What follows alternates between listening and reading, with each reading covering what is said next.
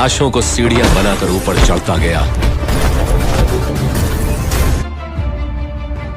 बिना किसी को जाने समझे उनका दिल जीतना डिफिकल्ट है, बट नॉट इम्पॉसिबल। मैं कभी किसी से मिलने से पहले राय कायम नहीं करता। ग्रिसेल्डा ब्लैंको रेस्ट्रेपो, जिन्हें ब्लैक विडो और साथ ही मेडलिन कार्टेल की कोलंबियन ड्रग लेडी के नाम से जाना जाता था, जो 1970 से लेकर अर्ली 2000s तक Miami based cocaine drug trade और अंडरवर्ल्ड का एक बड़ा नाम रही थी। उनकी मौत 2012 में 69 साल में कई गोली लगने से उनकी मौत हुई। लेकिन इस लेडी ड्रग लॉर्ड ने अंडरवर्ल्ड में अपना एक अलग ही नाम बनाया था।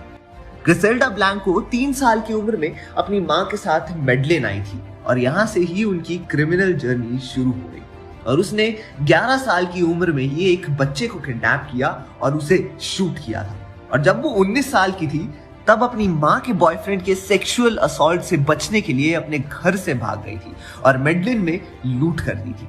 मिड 1970s के दौरान उसने अपनी नकली पासपोर्ट बनाया और क्वींस न्यूयॉर्क में सेटल हो गई और वहीं से उसके ड्रग बिजनेस की शुरुआत हुई।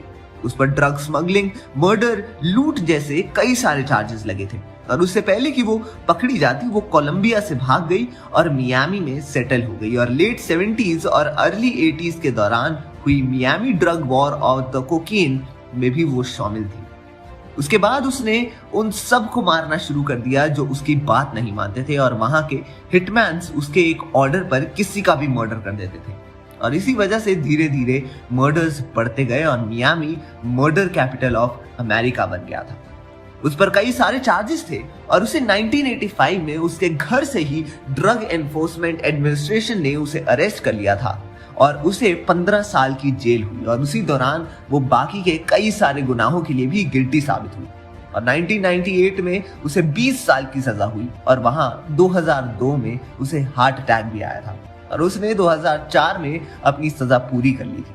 उसकी मौत 2012 में हुई थी जब वो कुछ खरीदने के लिए गई थी। तब एक मोटरसाइकिल वाले ने उसके सिर पर गोली चलाकर उसे मार डाला था और कहा जाता है कि वो उससे रिवेंज लेने आया था।